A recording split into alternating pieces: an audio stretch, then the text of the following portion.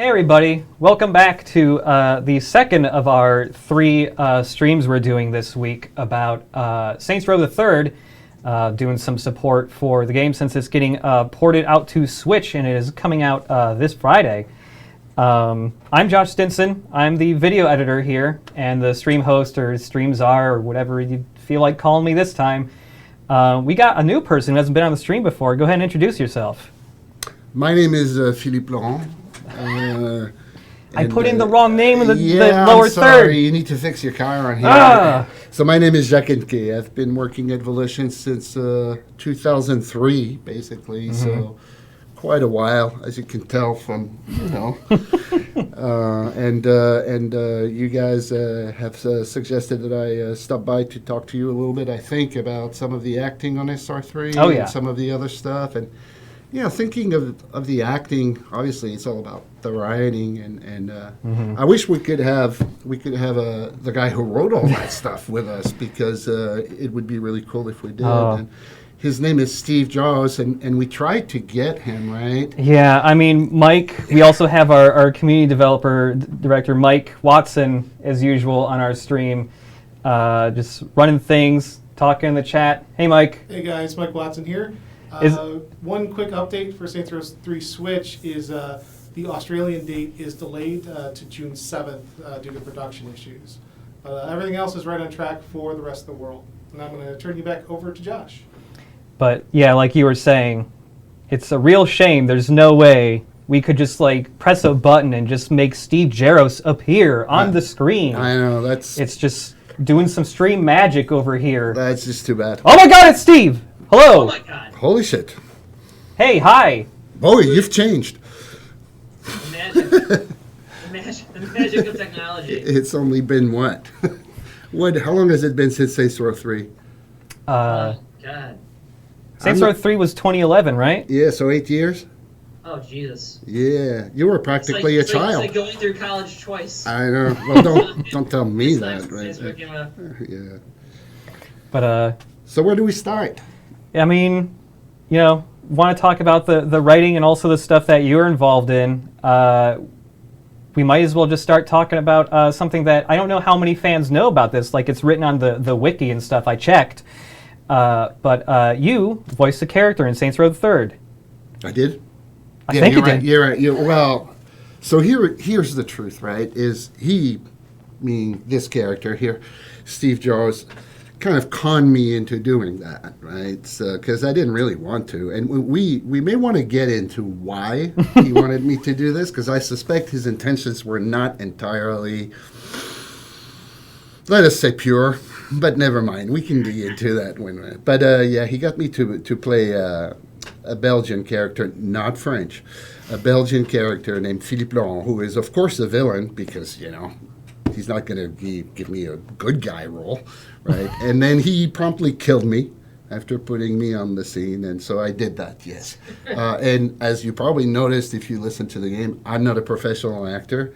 But it was a lot of fun. It was a lot of fun to do it. The other actors who were professionals were really friendly and encouraging, and Steve was on the spot, and I had a lot of fun. I think everybody had fun, and it was a great experience. I'll never forgive Steve, but it was a great experience. So, you mentioned the other actors were being supportive too. So when you recorded the VO, did you have to go to the West Coast where they also do their VO stuff? Oh, sure. Okay. But we were there anyway because often, most of the time, Steve and I both went to the VO recording sessions. I didn't go to all of them, but I went to a bunch of them. Okay. So, but I was in the booth and listening. And it was a first for me to go to the other side, right, and work with them. And several of them were in the booth when we recorded that. Okay. And I think they got a good giggle of seeing your complete amateur get in there and try to do something with them. And then and it was fun. And so, I don't know if you want to get into sort of how I came to do that, but Steve and I had long-standing conversations about, I had to sort of be in my bonnet about often, films or games casting people who were supposed to be from a certain country who weren't, and clearly weren't, right? So you're supposed to have a French guy, and their French accent is so phony that you can tell they've never even been to France or read a word of French. So we had talked about that a bunch of times, and I think that's probably part of why he wanted to cast me in there. It was like, you think a French person would do better? Why don't you come show us, right? And of course, he made me Belgian out of spite. That was entirely spiteful, I think. It was just a dig, wasn't it? But I think I'm trying to remember the Belgian thing. I think it was, if I recall correctly, and I may be remembering this wrong, that there was a crack about the guy someone made a crack about him being French, and it's like, okay, it'll be Belgian, fine, you know what I mean? And it was more of a throwaway thing than anything else. But I think if I recall correctly, and it could be a while. So we did do auditions for Philippe before you were cast. Oh, you did? And we did. We had auditions, and we had auditions that came through, and I remember we were listening to them, and you at one point were like, "These guys don't sound like they're French," and I'm like, "Well, then fuck it, dude. Like, you're French. Let's do it." But then you're not evil at all, so it doesn't work as well for me. It's not out of spite. Yeah, it wasn't out of spite. It was an egomania. But it was fun. It was just a good. You might be right. I think that it was. I thought it was really neat. The thing that was funny about it, of course, is when you read on the forums and people go and say, "This guy's got a total fake accent." It's like, what? Like, you can't please anybody. I always think that's really funny. I thought there was some real karmic justice in there. You know, because I complained about the funny French accents, and then I don't think there were that many, but I saw at least one who was like, "This guy is clearly not French." You know? And to tell the truth, I'm not Belgian. That's right. And then accents are really funny too, because it's like there's this weird thing where it's like people sometimes, like, when they say that something doesn't sound like a real X accent, they mean it doesn't sound like what they imagine a real accent could be, but like that X accent still might not actually be what they sound like. You know what I mean? Like, I remember, like that happened in another on Saints Row 4. We were casting the female player with the French accent, and there was another situation where there was someone that auditioned from that was like fucking French, and I remember Scott was like, "This is the fakest accent of all of them. Like, that's the one that's actually from France, Scott." You know what I mean? Like, it's just this interesting thing, and now he works at UB, so he gets all the French he can handle. Well, and French and Canadian, yeah, but so I'll tell you this as an ex-Frenchman, right? Because I'm an American citizen and I've been for a while, but I was born and raised in France, right? When I watch a film with actors that are supposed to be French, and it's not so much the accent as much as when they have to supposedly speak French, you know instantly whether they're really French or not. And in many cases, they're not. Let's stop at that, right? Okay, they may be perfectly fine actors, but they're clearly not French. And for a French, it's like if you could imagine going to France and you saw a film in American and you heard someone who doesn't sound remotely like they're American, you would go, "Wait a minute," you know? Yeah, I have noticed that being a thing in like lots of games specifically, where it's like it either takes place, you know, in a place where everyone speaks a different language or whatever, and even when it's like, I always ask people who like actually are like from that country, and it's always like they speak pretty accurately, but you can totally tell it's like their second language or something like that. Yeah, if that. Yeah, and we also we have a question from the chat. Mr. Saints Godzilla asked, "Did you voice Philippe in Saints Row 4 during the Gatt loyalty mission?" No, I did not. They rejected me. I auditioned for it, Really? but Steve said, "Nah, we tried that guy. He didn't work out." He's a liar. He's a liar. During, if I recall correctly, that was during a time when you were in Montreal. Canada. Yeah. And I think you actually had talked to me about potentially doing it And then for whatever reason, it didn't pan out. And Yeah. it was fine, and I totally understand it. And to me, it was a great experience to do once. I have no delusions as to my abilities as an actor, so it was great fun to do it. And hopefully, even if my accent sounded phony, I didn't do the game a disservice. The game seemed to have done okay, so it probably was not too terrible. But it was a lot of fun. But no, you're right. I did not do Philippe in SR4. It was a once in a lifetime event. So, Steve, you mentioned that there were some people that got tried out before you went with him. After you went with Jacques, how much writing was done for Philippe at that point? Like, did his character get changed at all because you chose him over another voice actor, or? No, the character was basically the character. Like, we knew what he wanted, what we wanted him to go and be and do, and so he was pretty much all defined. The closest thing to things that, like, a lot of times the way that traditionally the way the Saints Row recording has kind of gone was, we record the cutscenes first, and the cutscenes are recorded before we do like mission dialogue stuff, because a lot of times the missions are still being iterated on or changed, or sometimes they don't even have full specs yet. So, like, we knew when they recorded Jacques, we knew what the cutscenes were, and those were the cutscenes. That's what Philippe was doing. We didn't know what, like, any in-game missions or like phone calls and stuff that he would have to do would be at the time, because we didn't know what the scope of that would be yet. But we knew, like, all of the key moments of the character's arc as they would played out in cutscenes. We had those all written and ready to rock. That didn't change. There was no deviation on that plan. Okay. Also, we have a comment from the chat from one of our big fans who's around a lot, Emmy, who is from France, saying, "You're the most lucky French in the world. I would have killed to get your place." As Phillipe Loren, or working at Volition on Saints Row? I mean, she'll get back to us, Yeah, I hopefully suppose. she does. Please.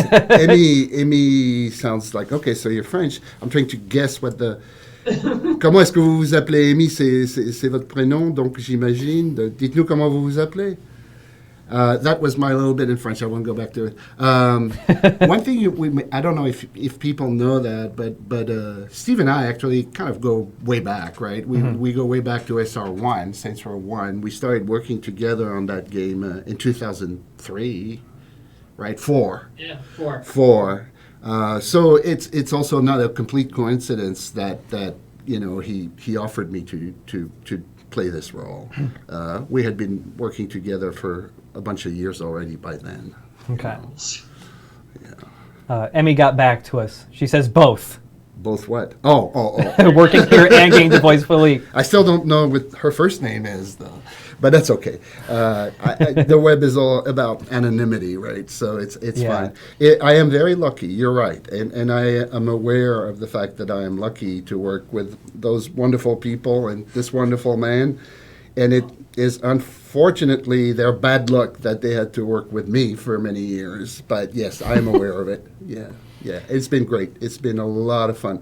And you probably know, or you may not know, that Steve is no longer at Volition, and I miss him. I really miss his presence and his friendship. We still talk regularly, but it's not the same than having him here. Right. It was weird when you moved up to Montreal, you know, and there's a part of me that was really sad that my life situation did not allow me, you know what I mean, to go and uproot my family and move to Canada with you. But it was Jacques was huge influence in my in both my writing and my career. And that's how he started drinking. Yeah, that's right. It was my crippling gambling addiction.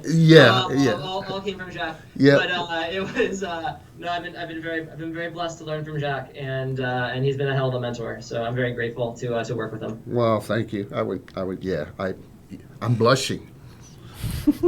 But so you mentioned that You're an American citizen now. Did you come over here like as part of like a job thing? Was it coming over here to work in the games industry, or is it? No, I packed my suitcases. I lived in France, obviously, and I packed my suitcases to come.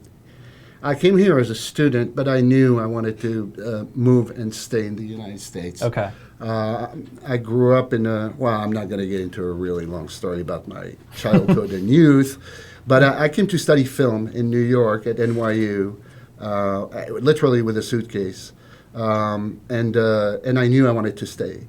So I started to work pretty quickly, not at all in film. I worked as a packer for a moving company and as what they call a clucker in a nightclub to help pay for my studies at NYU. And then I started working in animation fairly quickly. And, one thing led to another. And I stayed, which is what I had always wanted to do. I love the U.S. I'm very glad I moved here. It doesn't mean I don't love France. I still love my birth country, my country of birth. Yeah. But I love the U.S. And so now I'm this sort of weird hybrid that sort of belongs somewhere in the middle of the Atlantic, if you know what I mean. Right. I'm not completely American. I'm no longer completely French. Yeah. And I've been, Jaros-sized, which makes me a citizen of another galaxy altogether. A fun fact about Jacques is that he's basically the prototype of the most interesting man in the world in the Dos Equis ad. Because I remember, whenever I would hear these stories, I remember like on Saints Row 1, I would ask like questions about something, and then Jacques would be like, "Oh, have you considered blah?" I'm like, "Man, how'd you know that?" And he'd go, "Because I did X, Y, and Z." Like he had an answer for that for like fucking everything. Like, this was my experience when I played in a band. This was my experience when I was working on a trans-African continental race. This was my time. I mean, it was like the most like bizarre shit, and I could not escape. I could not escape. You have a story for everything, Jacques.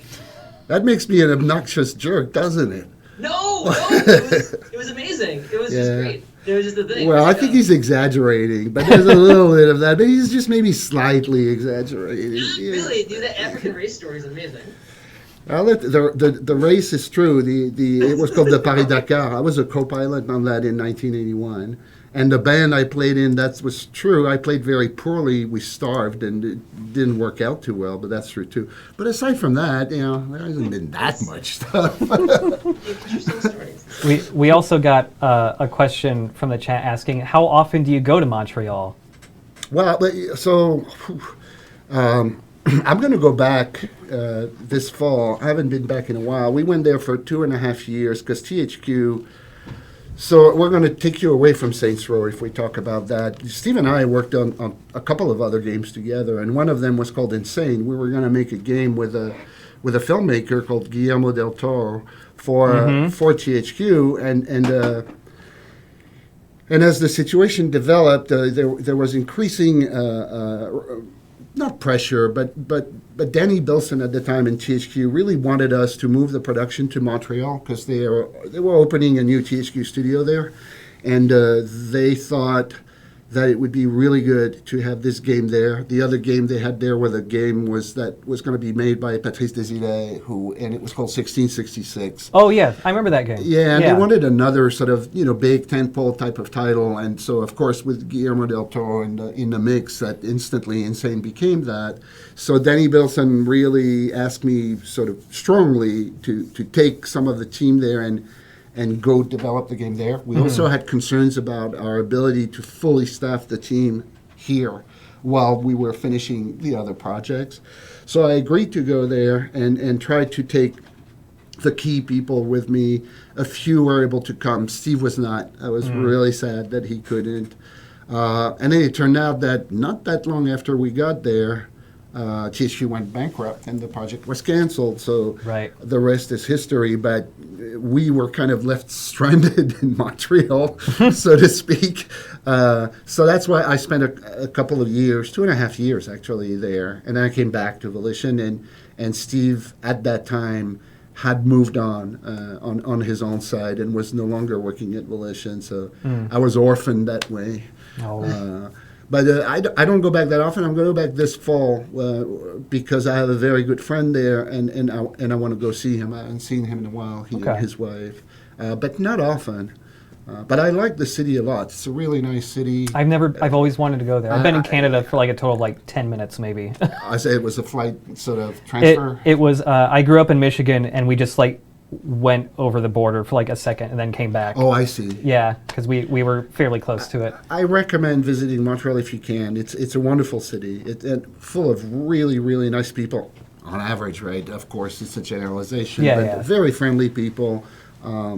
And it's a pleasant city because it's not overwhelming. It's a big city, but it doesn't feel like New York or LA, where the individual kind of feels almost crushed. Yeah. It still has human size. Okay. So it's and the food is pretty good. It's pretty close to France, if you ask me. If there's any reason to go somewhere, it's for the food, honestly. Well, take a look at my belly and you'll know my opinion on the topic. Yeah. It looks like we have another question. This is from, oh no, their name is so long and it's so tiny, but Gaming Something asking, how do you guys get Burt Reynolds in the game? Oh, that's a Steve question. That like the logistics of it, or so how we got Burt Reynolds in the game was we asked if we could have Burt Reynolds in the game. Like I wish there was a more like elegant story to getting Burt Reynolds, but it was more driven of we knew when we were writing the thing that it would be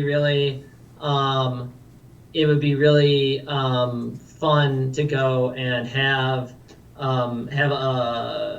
the mayor of this fucked up city be a real person that's just kind of a more whimsical version of them, and so we were thinking about names. And it's weird when you're going through that sort of process because it's like you want to pick a name that's like there's like something funny about it, but also like it's pretty cool. You know what I mean? And so you're kind of going through names that you think go and fit up. We're like, yeah, Burt Reynolds, fuck yeah, dude. If it's Burt Reynolds, that would be amazing.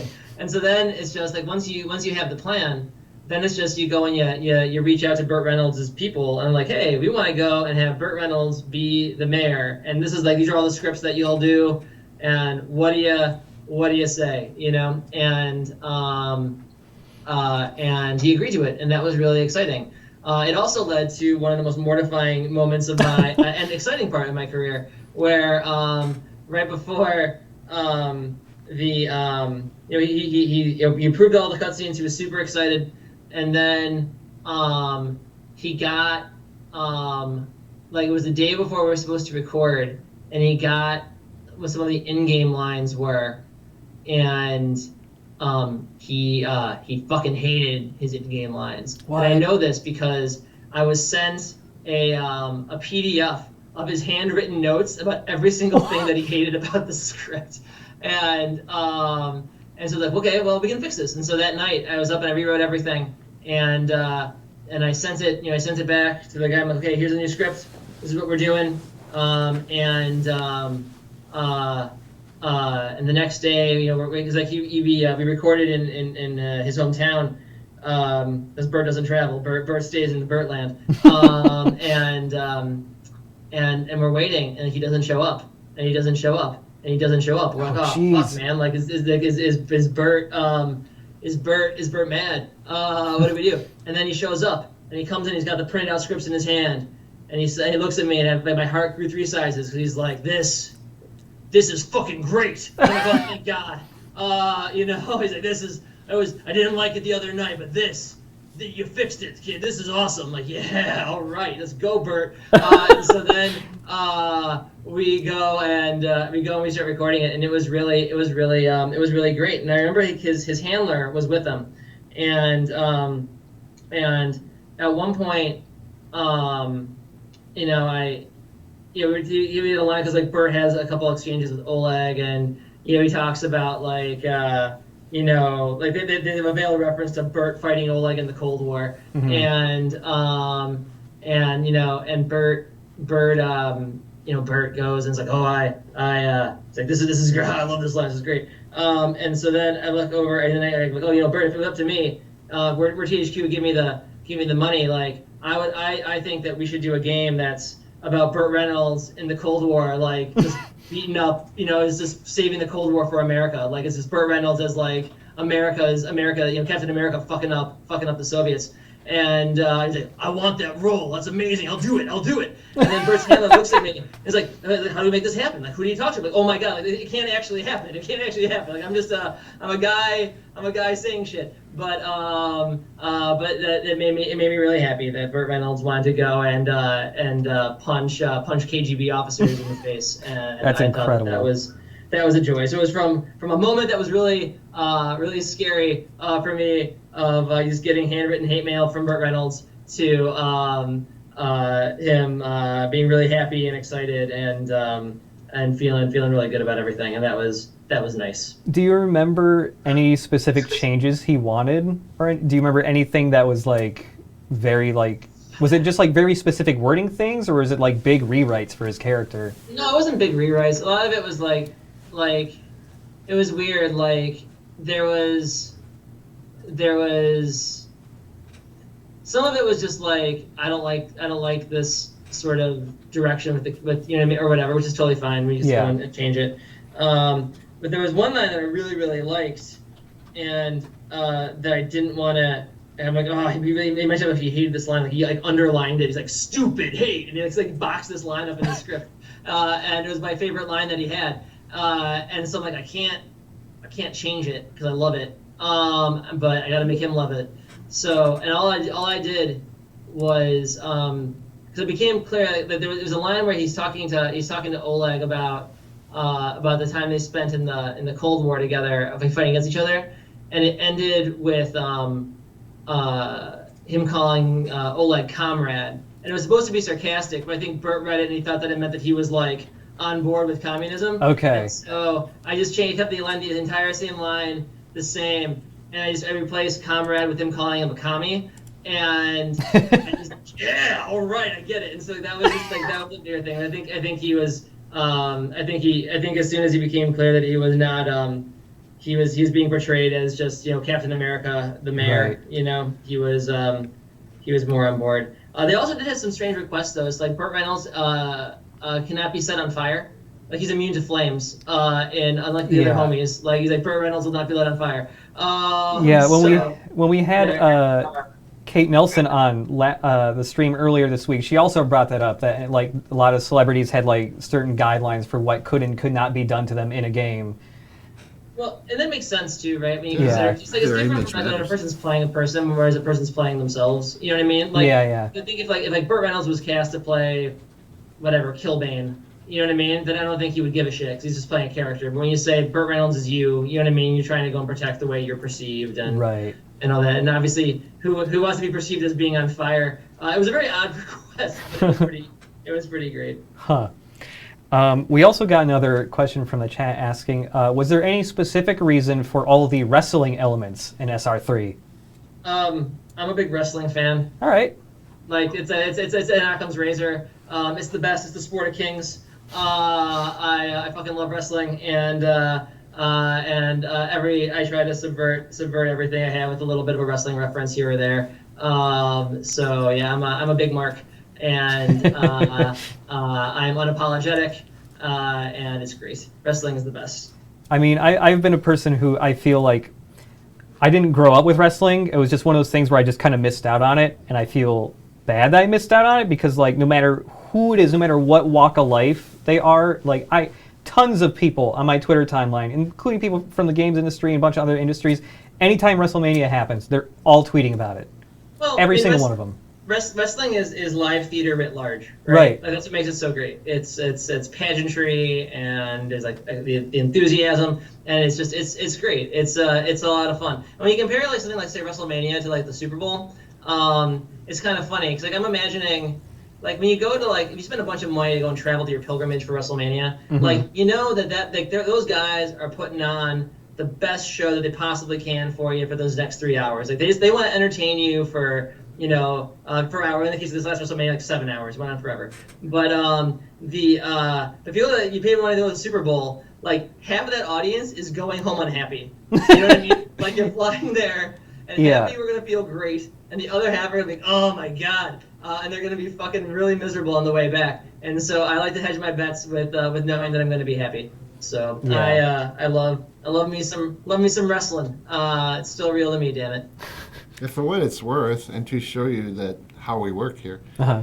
wrestling does nothing for me. Okay. Like it bores me to tears. You just haven't seen the right wrestling. Yeah, or maybe it's an age thing, you know. No, I guess. I don't know, but I look at it and I go, I don't understand. Yeah. It's But never he made it shine, that's for sure. it's never entirely clicked for me, but I feel at least when people post little bits on Twitter or something, every time I watch it, I feel like I come away appreciating whatever I just saw. Especially because it's like there's so much history with that stuff that there's so many like really weird moments you can point to. Oh, I totally get it, right? Yeah. I understand how people can like it. Yeah. I understand why they like it. Mhm. I mean, I'm just saying that it doesn't do that for me. Right, right. Right, and I completely respect the fact that they do. Like, Yeah. you know, there are things that I'm fascinated by that a lot of people couldn't care less about. Mm-hmm. Right? So I like, you know, turn-based strategy games. Me Not too. many, well, we're few, right? Yeah. It's not exactly the majority of the gamers, right? Right. And I understand. So, but you had that enthusiasm about wrestling, and you probably remember when I was kind of asking you, like, why? You know, like I was genuinely trying to understand why. But he's been a big fan for a long time. Well, the lead animator on Saints Row 3 also is a big wrestling fan as well, Zach Loren. Yeah, And Zach, So, yeah. So like, It's a we were always conspiracy. super excited whenever we could go, and like, that's why a lot of the takedowns and stuff in Saints Row 3 are based on wrestling moves and things Oh, like sure. that, because it's just like those are all Yeah. it's just all the things that we Yeah.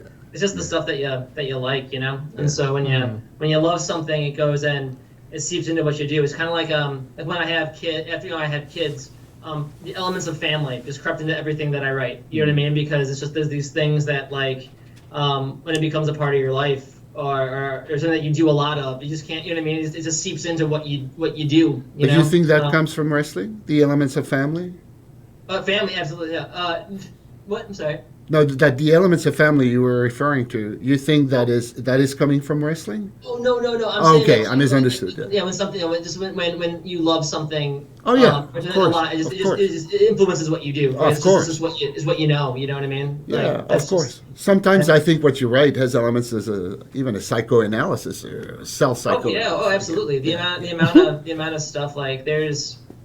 I mean, I wrote a play that like basically every single character in it, and who is all, you know what I mean, is just like different aspects of like, this is how I feel about A, B, or C, or you know what I mean, and Yeah, like oh, yeah. Yeah. you have to, because I think that's what makes a compelling character compelling, is that Sure. they're fully fleshed out and they have their own wants and desires, and Sure. you can go and like, that's the fun part about writing, right? Is like really digging deep into your own neurosis, of which I have plenty. So going back to the first topic of this stream, when you doing voice acting, It's a big word, but yeah. I'll call it that. Sure. So You want an autograph? Because I'll give you one. Oh They're man, cheap. I don't have anything for you to write on, but I'll give it to you for a discount. yeah. Oh, Mike wants one. Oh, absolutely. So what were you going to say? I'm sorry. That's all right. So because you did acting for the game, you had to have a SAG membership, right? No, they actually used you correct me if I mispronounce it, but I think it was like Taft something waiver. Taft-Hartley waiver, which allowed me to Huh. do up to 2 sessions without joining SAG. But if I had done one more session, I would have had to join the union. And it's very clear to me that if I had had to do that, the cost of joining the union would have far exceeded what I would have made from the sessions. So I was not particularly eager to Right. have to Yeah, join. I was really curious about that because I know that like joining the union, like the join cost is fairly high. It's not cheap, right? Yeah. I don't know what it is today, but it's not cheap, and it it's part of what I think people are more aware of it now than they were in the past. But it's very hard to make a living as an actor. It's extremely difficult. Yeah. You know? And I have a lot of respect for the people who manage to do that. Because we sort of take it for granted, but there's a lot of skill and training and effort that goes into, becoming a professional actor or actress. It's really hard. Yeah. Dancers and musicians are like that. Artistic professions in general, are not very forgiving. So no, I didn't have to become a member of SAG. I dodged that.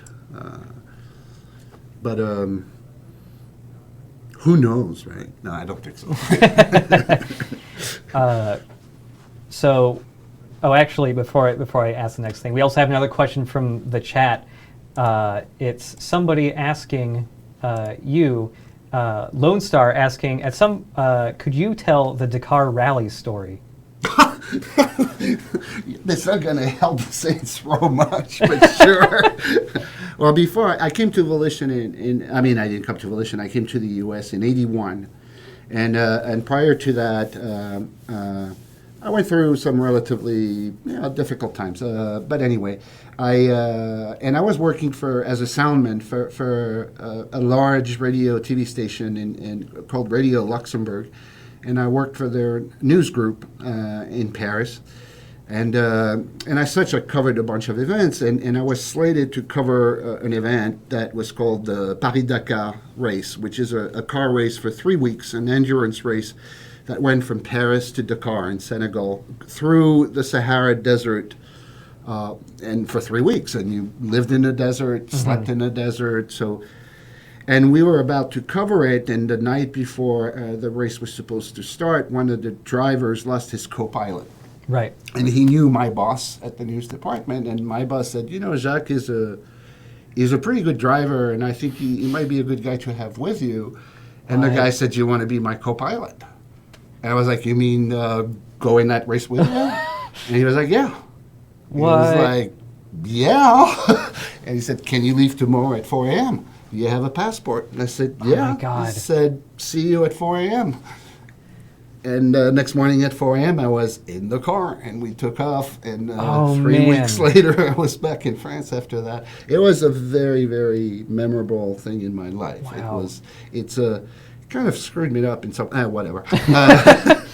But it was fantastic. The Sahara is a beautiful place. And at that time, that race, the French people, I'm sure there are some French people listening or viewing. And the Paris-Dakar has become a really, really famous race. And it's not even in Africa anymore. It's in South America, I think, today. But at the time, it was still not you had a couple of professional drivers, but most of the people were actually people who just wanted to go on an adventure. And so you had those guys in those cars, and they brought food in the back. And, we all had huge tanks for gasoline. So it had a different atmosphere than it has today, where it's almost like entirely professional stuff. Okay. But it was a blast. It was really, we got lost in the desert for a day and a half. That was a little scary. A bunch of people died in the race. I saw actually a car crash and burned, and the people in it died. But it was still an amazing experience. It was very, very interesting. So I hope that answers your question. Yeah. One more. You said you were the co-pilot. What were all the responsibilities with that? Because I know that with some there's a co-pilot that's specifically just for saying what is coming up in the route, like turns and stuff. Yeah. You did that? Yeah. Okay. Wow. That's cool. What was really interesting is that when you're doing a rally, you go switch to third gear and go to this speed and. We're in the desert, right? So what I was saying to the pilot was like, when you see a skull on the right, it's time to turn, And we had to better heed that one. Better look out for that one. If you see 5 camels on the left, veer to, and there was a lot of, because there was no road. It was across the desert, right? So it was very interesting. That's kind of how we got lost, right? That's crazy. It was not hard to get lost, believe me. And some people, seriously, I think 13 people died that year. Wow. A plane got lost, and they couldn't find it for the longest time. The surveillance plane. Yeah, it had to land, and it was actually surveillance plane was yellow. In the Sahara, not a good color, right? So they had the damnedest time finding that poor guy who had to sort of emergency land in there. But so the co-pilot does that. You have that fake book, right? Yeah. Next thing I was pretty sure that's what that was. Yeah. Man, that's really cool, though. It was, but what was really cool was the desert. The desert was just. It's an amazing place. If you have a chance to ever go to the Sahara, wow, it's just incredible. Incredible, really. Unforgettable. probably tougher to do now than when I went there, because there are a lot of political issues in the countries that Right. border the Sahara now. Yeah. Yeah. Yep. You would like it, Steve. I believe it. It sounds amazing. But this is why I said that you're the most interesting man alive, because you have a story about surviving a 3-week race where 13 people died and there was a missing fucking airplane. I think your taste is impeccable. It's, no, I would love to. I would love to go and see that part of the world. Yeah, I think it's pretty cool. Yeah, I think it's a really cool place, and I was very lucky, as Amy said, to have that opportunity to go there. And it was a fluke, total fluke. That's, man. Complete fluke. Gotta take the opportunity when it comes up. But yeah, going back to the original topic of you voicing Philippe, how weird, like, I was going to ask how weird it was. It was pretty weird. Yeah, I bet. But how much, was there any ad-libbing? One? No. Okay. Not that I can remember. No, It was all his. He was the puppet master. Okay. Yeah, Pulling the strings. Like, All right. yeah, no, not. No for ad that. libbing. Not even in, there's a passage where I'm like getting really angry at the door because the door is blocked and I want to force my way in. Right. Not even there. It was not ad libbed. That Okay. was written. Yeah, definitely. Okay. I'm going to assume, I don't actually know this, but Steve, is ad-libbing a pretty rare thing for like VO for games? No, not the way I tend to work. Actually, like I usually do it. There's a decent amount of it. It's just in the case of this one, because like Philippe's scenes are relatively limited in the right. Like he's at the playing sequence. He's in a smaller place. So like a lot of times the way that I'll work, and this is just I don't know if this is normal. This is kind of what I do. Is I will I'll write things. I'll have an idea. I always do the cutscenes, and then at the end of the session, a lot of times I'll make up stuff based on like what people were talking about, and I get a sense for how the actors like to go and talk, and I'll rewrite things specifically based on how the actors like to go and talk. So it's like if I find out that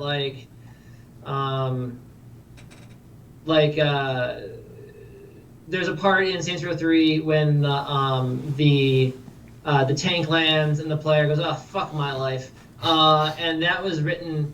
That wasn't the original line, but earlier in the week, when we were talking with Troy, he said "fuck my life" at one point, and I knew if I wrote that line that way, I knew exactly how he was going to go and say it in the performance, right? Because it's like, okay, this is what he says when he's exasperated about a certain topic, so I'm going to rewrite the script to go and be how he likes to go and talk, because then he's going to nail it on the first read, right? And so I'll do stuff like that. Or like all the Nightblade commercials were written at the end of a session when none of that was written when I brought in the actors. It's just we were recording and having fun, and during a break, I was like, hey, who likes watching trash TV? All right, let's come over here. And then we started, you know what I mean, talking shop about the sorts of gimmicks and what are the sorts of conceits that we think are funny about it, and then it's then it becomes more like guerrilla theater. You know what I mean? So like I wrote all like the Nightblade stuff was all written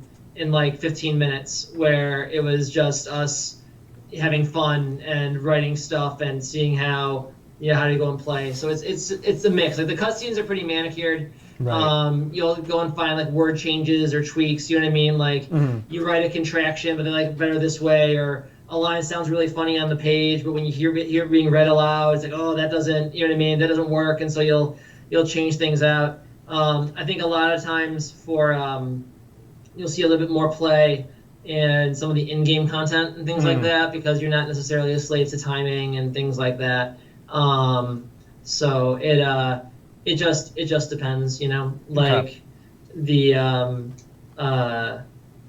it's like it's less ad-libbing so much as like jazz.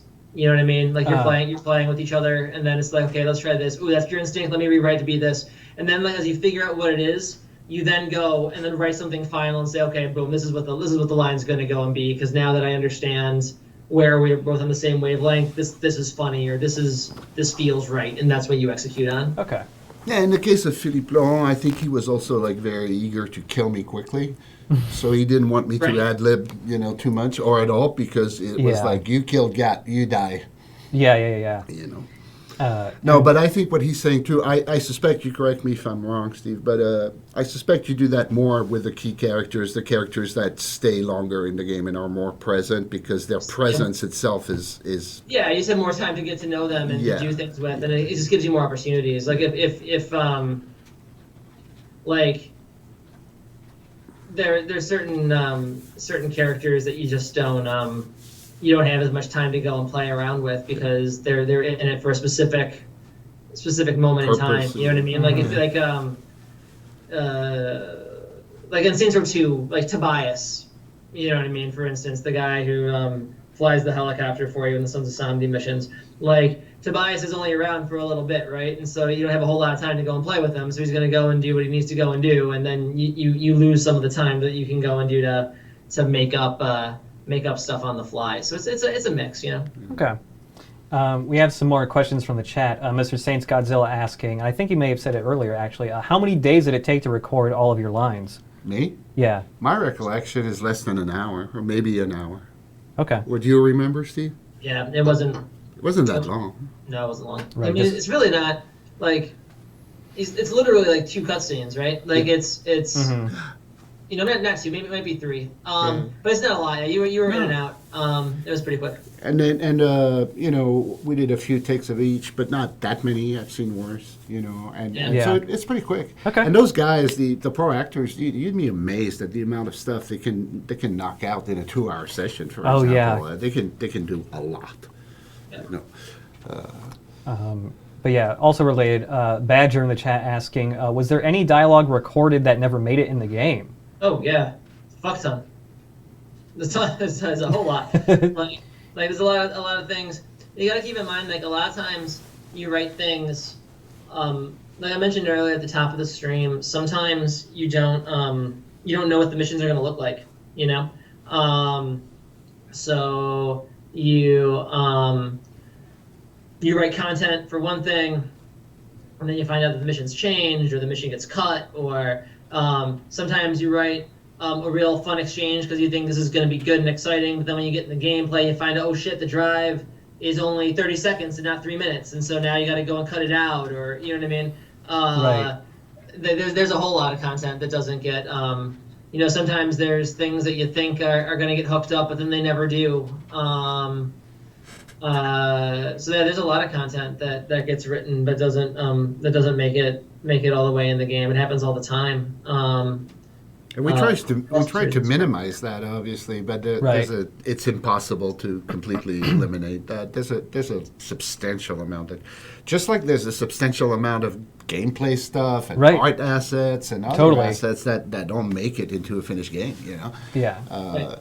Well, and you also figure, like, philosophically, it's like if you're in the recording studio and I have you for 2 hours, and like we have some extra time, it's better to go and get some extra content that, if we think it's useful and productive and we can get it done, then like we can go and get a little bit more, and if we get to use it, awesome. We have extra bullets in our gun, you know what I mean? And if we don't, then we don't need it. But I'd rather have options, So and sometimes it doesn't work like that. Sometimes you don't have the luxury of doing that or the time. But whenever we can, I think there's a decent amount of things. Sometimes I think that Saints Row 3 was befell.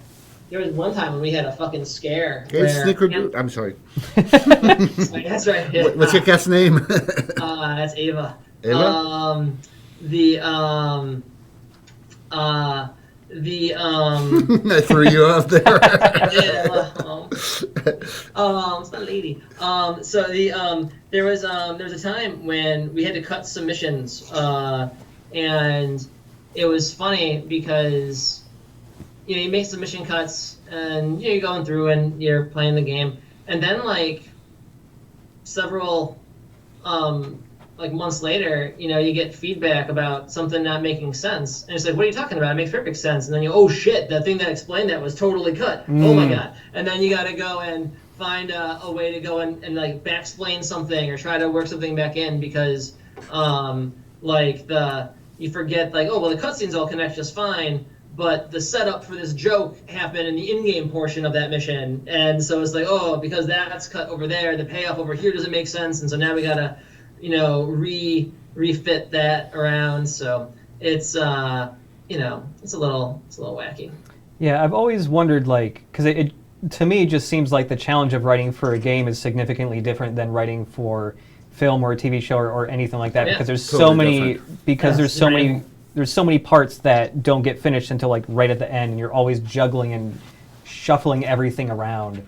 Well, even the structure of how you write is different, right? Yeah. Like it's just like you like there's a lot of writing in games that is like if you were to apply the philosophy of what you do in games to a movie or TV show, it's bad writing, right? But it's like, for instance, an example would be in like Saints Row games. There's a reason why when you start the mission, in a lot of cases, the characters repeat information that you just saw in the cutscenes. Right. And it's because you don't know if the player did button through the cutscene, right? And so you got to make sure that those players still have an understanding of what's going on, even if they didn't watch the cutscene. Likewise, if they're watching a movie, you can reasonably assume that they're watching the movie in one sitting. Totally. You know what I mean? Like you can assume that it's all the beginning, middle, and end. If it's a video game, you don't know if the next mission is played immediately afterwards, or if the person went on vacation, or if they put it down, or if they got sick and they couldn't play it for 2 weeks. And so you have no idea when they come back to that. And so every time they restart a mission, it has to be a new invitation to making them understand what's going on without getting so deep in the weeds. And so, like, it gets into situations where you have to be like, look over there, it's Death Mountain, which is like not good writing, but you have to do it because you need to go and convey that information to people who might forget that Death Mountain is important. And I remember Steve and I think we would agree, we've always been fascinated with so there's another aspect where writing for games is different, and that's the interactive impact on what I would call the narrative structure and how you approach the whole structure, especially when it comes to choices for the player and branching, which is the holy grail in a way, but also a total mindfuck. I mean, it can drive you completely crazy. Yeah. We were working on a game that we never finished together called Downfall, where we wanted to really sort of explore that. And that, to me, is a really fascinating aspect of it, but it's really hard. Yeah, it's because, like...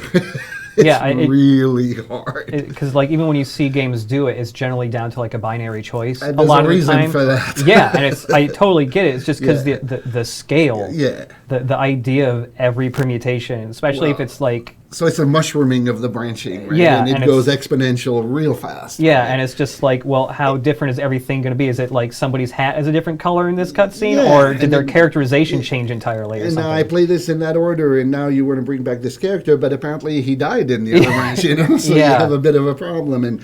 But it is at the same time, I think you would agree, right? I mean, it is really fascinating to try to tackle that, right? It's really interesting. Oh, it's great. Like, there's a lot of exciting things that you can do, right? Yeah. And it's like, and it's a real fun challenge, and finding things that you can only do in your medium is really fun, and it's interesting. And I think that there's a lot, like the games that are, when stuff like that connects, like, man, it feels so good. It's awesome. And I think games have really, we barely started scratching the surface in terms of that. I think we will see with time, right? Mm-hmm. Amazing improvements in that. But it is a beast. It really is. Yeah, I bet. It really is. And that reminds me of a thing I've seen other like developers and indie developers that I follow on Twitter. Specifically, anybody who's done any writing complains frequently about that. Lots of people don't realize there's a difference between like being a writer and being like a narrative designer, because it seems like writing characters and story is a significantly different task from writing to make sure the events are paced correctly and inform players and all that stuff. Like that feels like entirely separate. Like I wouldn't call it separate as much as complementary. There's a lot of overlapping, but it feels like there's a difference. There's a big difference. It feels like either one could be its own job. Right. Oh yeah. I think that's weird about that though. Like, I don't disagree with the sentiment. It's just like anything in a there is no standardized understanding of what a role is in a game Right. company. And so a lot of times, some things like that, it's like you're playing a game of putting a different title on your business card. You know what I mean? Because like if someone says that they're a producer, like that could mean 15 different things at 15 different studios. Like Right. what their responsibilities are, what they try to go and do.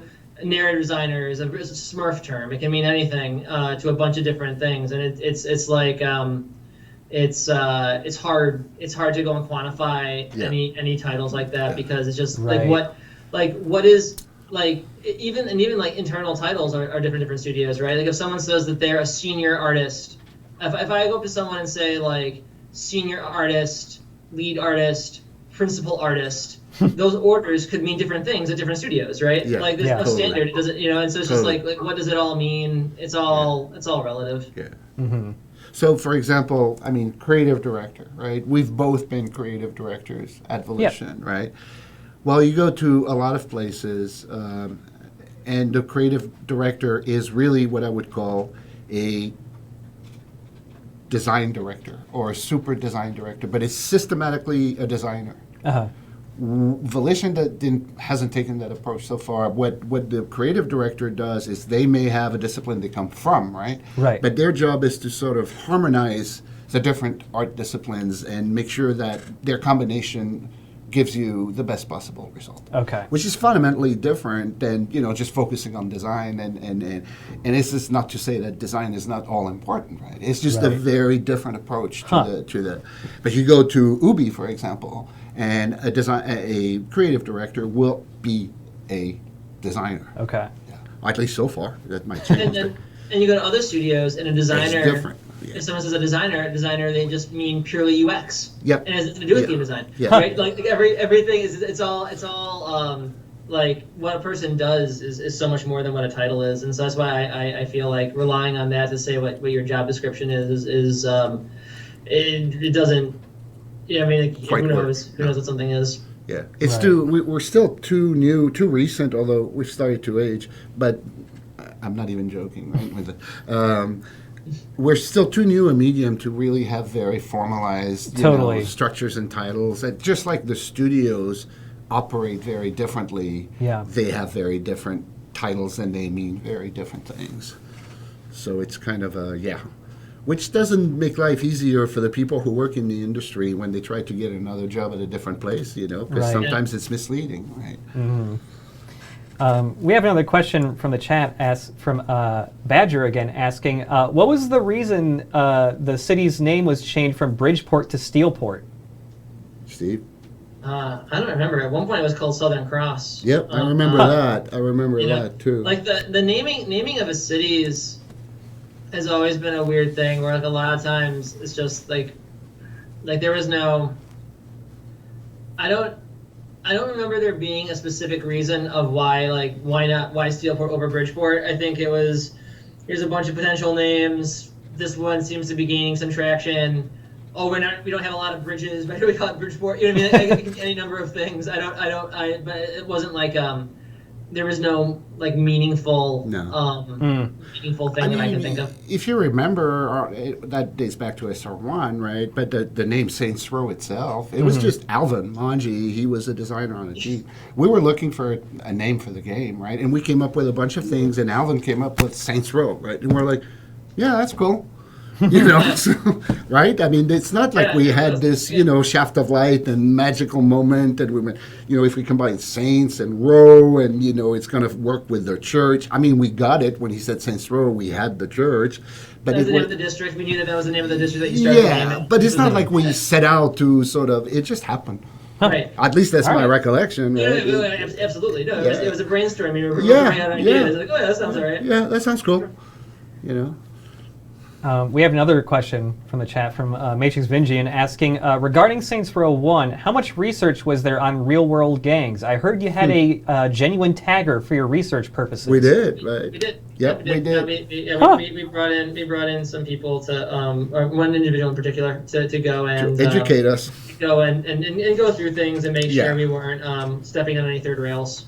Yeah, and also, I mean, I think we were all pretty conscious of the fact that, clearly we were not exactly specialists. We hadn't lived that life. We knew that. We never for a moment, tried to pretend like we did. Right. And I think maybe it played a part in us deciding that we actually wanted to go with humor as one of the tenets of the game, that'd be funny. Right? We never set out to make a gang simulator, right? Yeah. So we wanted to not look completely, wrong when we were approaching certain things. Right. But we also knew that we were not at all special. If you want a story, I have a funny story to tell you. You'll remember that, Steve. We once the game was kind of underway, that's Saints Row 1, right? There were a bunch of people, I forget where it was, but they started a sort of sub-website. I think it was either Game Informer or one of the gaming sites, right? Jesus. Called the United People of Saints Row. He knows what's coming. Anyway. So that was genuine people, right? They had heard of the game, they were excited about it, and they started United Peoples of Saints Row, and we noticed that, and we said, well, this is cool. People are interested in the game. We should thank them and try to pay them back, so to speak. Yeah. So I contacted them and I said, hey, I'm the producer on the game. If you guys want to ask questions, we'll try to answer them. And the first reaction was like, yeah, fuck off, right? You're not the producer. And I'm like, no, check my email address. I'm at Volition. Send us questions, and we started, in exchange, the guys went ballistic, right? Because at the time it was pretty rare, right? Yeah. And so one of our marketing people, who I'm not going to mention by name, right, got wind of that and said, guys, this is not how you do it, right? What we're going to do is we're going to start a competing site on that same, and it will be called, I forget how it was called, but anyway, she wanted to hijack that so we could control the message, right? So that person went in there and started the competing site with a whole blurb about, come here, this is the real thing, and then the tagline at the end was like, stay sane, bangers. And we were like, oh my God. What? Yeah. And we were like so embarrassed. We were like, this is not the kind of stuff we wanted to do, right? Yeah. And we were like, oh, please don't do that. So, of course, the outcome was like the other side, withered on the vine and disappeared. And the United People of Saints Row actually did pretty well. It had its steady share of people who, and one of them who was really dedicated, we actually, send him a signed, with a disc, frame thing. Totally. So he was pretty happy. But do you remember that? Do you remember the Stay Sane Bangers? Oh my God. It was so embarrassing. It was like... So bad. Oh, man. Yeah, that was not good. No. That was great. Well, it was like good, but not. Yeah. It's brutal. Anyway. Well, I guess before we start wrapping everything up, should we take a look at one of the cutscenes you actually worked on? Oh, sure. Because I'm sure that the chat wants to hear you say at least one line for the stream or something like that. Oh, God. We'll take a quick look here. This is where I get pissed off, I think. Yeah, I believe this is the first cutscene you pop up in. Yeah. You have any idea who you're fucking with here? Of course. A remarkable likeness. These visions are Viola and Kiki, and I am Phillipe Loren, chairman of a multinational organization called the Syndicate. Never heard of it. Evidently not, or you would not have robbed our bank. Perhaps you wonder why you are still breathing at this point. Actually, I wonder why my foot's not up your ass at this point. Like it or not, Mr. Gatt, our organization is expanding into Stillwater. I am offering you the chance to leverage your assets against your lives. Ladies? You may continue to operate the Saint Soltor Media Group as you see fit, in exchange for 66% of your monthly gross revenue. That is before taxes, of course. Listen, you French fuck. Please. I am Belgian. So make yourself a fucking waffle. We done here. And I had so hoped to come to a rational business arrangement.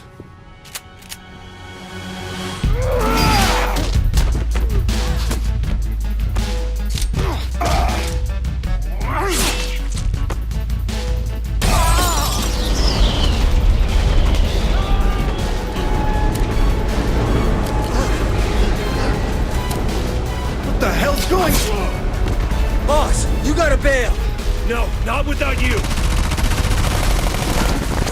What, there's like half a dozen guys? I can take them. What about the plane? I'll fly it back to Stillwater. Johnny, you can't even drive stick. How you gonna fly a plane?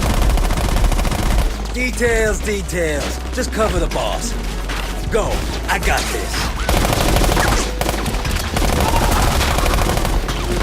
The one thing I guess with you only voicing in cutscenes is that you never got to do any of the barks or grunts that like player characters have to do. No. Okay. Well, you did a little impact for me getting your face slammed into the window. Oh yeah. I did some but you grunting for didn't do that. the full battery of Yeah, things. yeah. Like, you But never not- actually kill him in a. Yeah. The only time he ever fights is in that cutscene, so he Yeah. just did some efforts for that sequence. Yeah, but I didn't do a full bank. Yeah. Like no pain sounds, and I did some screaming, if I remember right. And then there was the whole thing trying to break that door, where I had to switch to sort of French and stuff. Yeah. It was really fascinating to me. I had not seen that cutscene since the game came out, essentially. Yeah. Yeah. When I look at it and hear myself, I don't even think it's me. Really? Seriously. Huh. It took me a while to go, oh, okay, that's my voice. Interesting. Yeah. Because I mean, it sounds like you're not putting on that much of a different voice to me for I mean, when I you're have doing just that. as thick a French accent. I mean, now it's definitely exaggerated, but like I can still tell it's you, and it's like, it's. I guess it's harder for me. I'm not being sarcastic, right? Yeah. It's like there's a disconnect. Like it took me like Right. 30 seconds, literally, to go. That's actually your voice. Yeah. I didn't. I was like, what? Really? Mm-hmm. So it's weird. That's also because I don't do that very often, right? So. Right. It's a little bit like when you see yourself on camera, right? You kind of feel self-conscious and you feel weird. And Totally. Oh God, so I'm more that's it. self-conscious now. I wasn't thinking about it. But no, yeah, I totally get that. Doing this and like I did a little bit of voice acting for a thing, but it was temp VO for a different game, Deep Right. Silver thing. Right. But even doing that, and I heard myself later, it was It sounded weird. weird. Right, Yeah, exactly. especially just because Yeah. my voice was one that was specifically had a lot of post-processing on it. And so like they just like it was my voice, and I had to listen to it like 10 times before I realized like that wasn't just like some other guy doing like a generic like soldier over the radio voice or something like that. Was you? Yeah, it's super weird. I get it though. And you saw how nice a role Steve gave me, right? I'm such a nice guy. Right? There was the original version of that cutscene. Well, actually, there's a couple of different versions of it, but there was a version of the cut script where it was like it was a bullfight, and Loren is just like fucking sticking Johnny with a knife like over and over again as he's just dancing around like a fucking matador and bleeding him out. And I remember Danny and Paul was like, "This is really fucking depressing." Watching Johnny get stabbed to death. Why did you kill Johnny? What? Why did you kill Johnny? He didn't originally. No. I mean, like originally he wasn't supposed to die. I know. Like at the first, no. There's a version of the game where he lived the entire way through. Yeah. And then THQ said they wanted me to kill Johnny. Oh, I And didn't so- remember that. It was Danny and Paul? No, because originally he in the original version, Johnny Gatt was captured by Loren and was forced to go and compete in it's where Genki came from. Because originally it was like a Running Man company. I mean, it was the Running Man. Oh, company. yeah. I remember So Gatt that. was forced to compete, and you rescue Gatt from Yeah. this super competition, and then he's all geared up for revenge, and then people were like, we need to have more like emotional weight. Like, what if we kill Johnny Gatt? I'm like, all right, like let's go and we do it. So then we did a version where we killed Johnny Gatt. And then I had this scene where Shondi like gives this eulogy for Gatt, and it's after he gets stabbed to death, and then THQ comes back and like this is really fucking sad. And the entire plot was then about Shondi dealing with survivor's guilt, and like there's the moment she cuts her hair and has like her Felicity moment, and this entire thing was all about like friends dealing with the loss of their friend and it impacted everything. And then THQ's like, this is fucking depressing, dude. Like we can't do this shit. I'm like, okay. New plan, and so like he goes, and it happens off camera, and we don't see it. And I remember in a team meeting, Maitri was like, well, you don't see him on camera, right? And I'm like, no. And they're like, so that means that he's really alive. And I'm like, no, he's dead. He's gonna be fucking dead. He's gonna stay dead. Like, nah, people are gonna like him. And everyone's like, oh, we really want him alive. There was a tag at one point. There was a version of it too, where at the end of there's a tag at the end of the game where they used the cloning technology that made like Oleg and the Brutes that had like they did the DLC with like the silly Johnny tag, but Right. originally it was like legit like Johnny Gatt is back alive even though you thought he was dead and he's working for the Syndicate now and he's taking over, and so there was like him as like the kingpin of the bad guys to go and like tee up you having to go and fight Johnny Gatt as a villain in a potential Saints Row 4 back in the day before everything all just got out of control. There's a bunch of weird like this story of Saints Row 3 has underwent so many different iterations and changes, and you know what I mean? Yeah. Unfortunately, I wish we could talk about all of that for like even longer, because I'm super interested. I'm always interested in like any work being done for a game that doesn't end up in the final product. We got a few for you. I mean, we've done streams in the past where we've shown older builds and stuff where there's some drastically different stuff in them. But unfortunately, we're going to have to start wrapping up the stream here. Fine, you don't like us. Just What? come out and say it. No, that is not it. All right. But yeah, it's 10 after 5. We're going to have to start wrapping up. But I do want to say, Steve, thank you so much for being on the stream. It is super cool to hear these stories from you and stuff. It's I started working here many years after you left, so I never got to interact with you or anything, but getting to meet you was like really fucking cool. So He's okay. Thanks. Just okay? Yeah, he's all right. I'm aggressively mediocre. Wrestling aside, he's all right. But Steve, thank you so much for being on stream. And some other time, it might I would love to hear those other SR3 stories from you. But yeah, thanks for being on stream, man. No problem. Hope you guys have a great day. Yeah, you too. See ya. Bye-bye. Talk to you soon. Later. All right, and Jacques, also for you, thanks for being on stream. It's been super cool hearing some of this stuff. You're quite welcome. My pleasure. Even the car rally stuff was pretty dope to hear, honestly. But yeah. Days of it's my personal Days of Thunder. Yeah. Right. Yeah. Long time ago. Thank you for inviting me. It was fun, and I'm glad Steve could join us. He's a fantastic writer and person, and I love him dearly. Yeah, so. he seems pretty cool. Oh, he's very cool. And before we go, talented. Yeah. Before we go, is there any way you could do a line as Philippe? Oh, sure. Which one? Because I'm not sure I remember them. I mean, we can scrub through here real quick.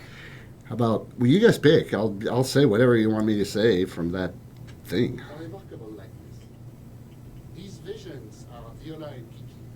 These visions are Viola and Kiki.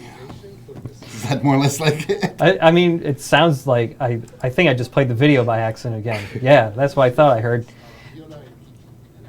But it's been 8 years, right? So my voice may have changed a little bit. Right. I occasionally smoke, meaning I'm a smoker. Yeah. So I think the line you should also do, by the way, is "Please, I am Belgian." Please, I am Belgian. Good. Which I'm not. So I don't know if you guys know, and if I have time, but there's a running joke there because the French, the Belgians, and the Swiss, by the way, all exchange jokes about each other. So the whole notion of being Belgian versus French has connotations for people who are from that country. Yeah. I guess one more thing before we go is, we talked about in the past, we are working on a new project. We can't say what it... you got a lot to catch up on if you didn't know. The age is a terrible thing. But, we can't say much about what we're working on yet, but what we can say is, how do you feel about the current project we're working on? Excited. It's very interesting. I hope people will enjoy it when they see it, and I hope I'm sure we'll have an opportunity to talk to everyone about it reasonably soon. And when we can, we'll let you know. Yeah. But right now... You'll definitely know through these streams and our social media. Yeah, so. mum's the word right now. We can't... They'd shoot us. Yeah, totally. But yeah, thanks everybody for coming. We're streaming one more time tomorrow morning. We'll have Deep Silver Fish Labs on, talking about their work on the port of SR3 to the Switch. And we'll be playing a little bit more of the game. And yeah, we'll see you later. Thanks for watching, everybody. Thanks for following us.